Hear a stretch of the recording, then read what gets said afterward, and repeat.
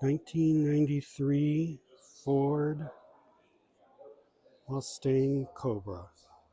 This was done at a critical time for the Mustang when they're considering going full into the probe. Well, what became the probe as the Mustang.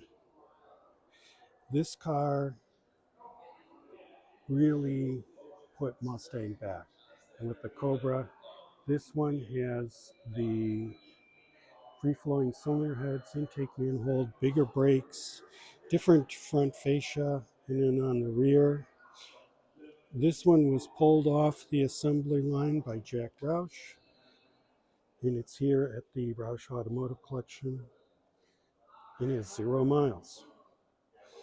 Look at that rear end.